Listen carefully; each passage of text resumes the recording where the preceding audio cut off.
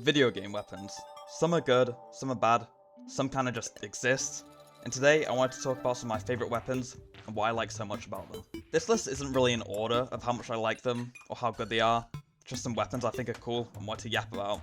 So I'm just gonna get right into it. The first weapon I want to talk about is the Super Shotgun from Doom.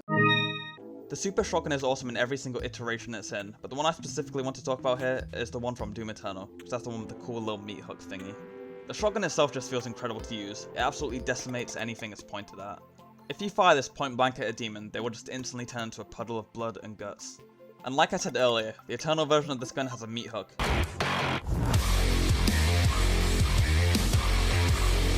which can use to grapple onto enemies and traverse. You can also get an upgrade, which lets enemies you grapple onto be set on fire.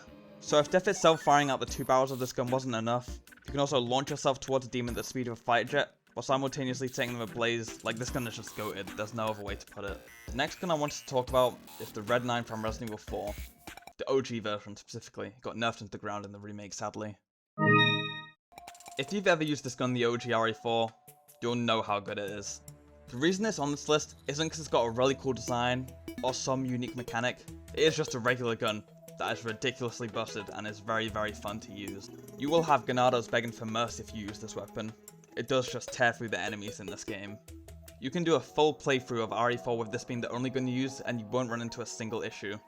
You would actually probably forget you were doing some kind of challenge run, because that's just how good this gun is. And that's not even considering when it gets heavily upgraded, because after you've done that, the game just becomes unfair, to be honest. The Red 9 is a gift from God.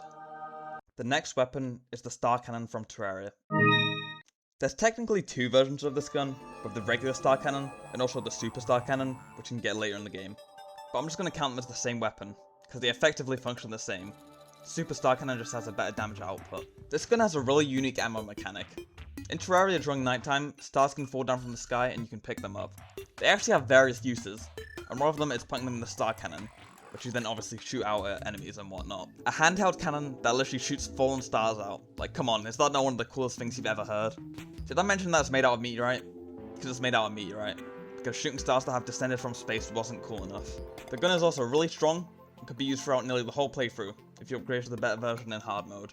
The amount of times this gun has carried me through boss fights is absurd. I know at the start of the video I said this wasn't ranked and whatnot. I think this is probably my favourite video game weapon of all time. It is just so cool, man. The next weapon isn't technically a weapon, but actually a body part, with it being Kyle Crane's leg in Dying Light 1. The kick attack in Dying Light 1 had no right being as good as it is. It's just so overpowered, man. It's probably the strongest weapon in the game, and unlike a sword or something, you don't have to worry about it breaking. And it barely consumes any stamina as well. It's a bit ridiculous. The dropkick in that game is also so broken, you can literally send zombies into orbit with that attack. I'm pretty sure you could beat the entire game with just Kyle Crane's legs, it's crazy. Also, honorable mention to Kyle Crane's legs in Dying Light the Beast. It's not as strong, but it's still pretty good. And to be fair to him, he had been strapped to a chair for like 13 years straight, so it's understandable. The next weapon is the bolt action sniper from Fortnite.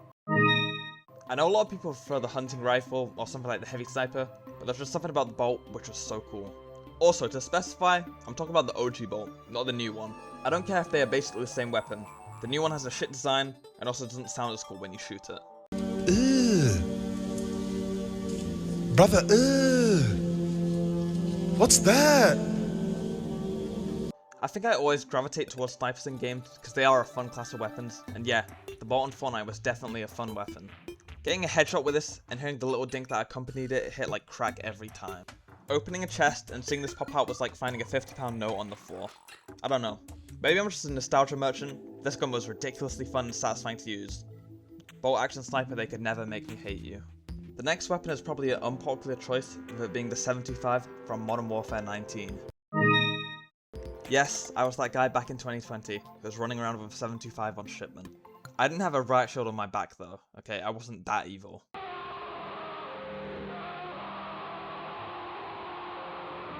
Look, I get why people hate this gun, like it did feel unfair to fight sometimes, but come on, broken guns in games are fun, and I'm not gonna act like they're not.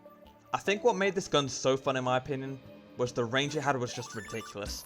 Like, you could take people out with this from like 30 meters away with no attachments. It was crazy. I remember I had a build which fully converted it into a sniper, and you could take people out on the other side of the map with it. It was just nuts, to be honest. Like I said, this is probably an unpopular thing to have on this list, but I'm an avid 725 defender. Next is another weapon from Doom, being the Skull Crusher. I think this would technically actually be two guns, because there's another variation called the Pulverizer I think, but they function very similarly, so I'm just going to group them together.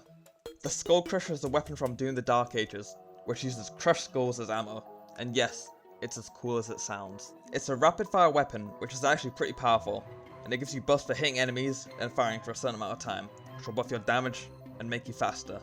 I honestly don't have a crazy amount of stuff to say about this weapon, it just has a sick design, and the gun is strong with cool bonus mechanics. Doom in general just has a lot of really cool weapons, apart from maybe the pistol in 2016, that weapon was kinda useless. The final weapon I'm going to talk about is the Ripper from the Dead Space franchise.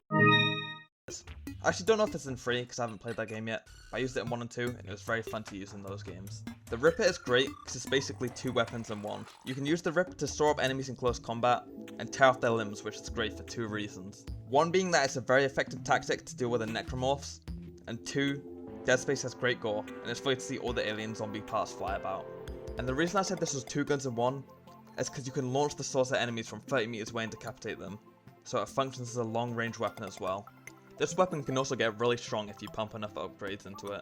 If I'm being real, the main reason this is on this list is because I always used it to sword those evil zombie babies. I fucking hate those things, man.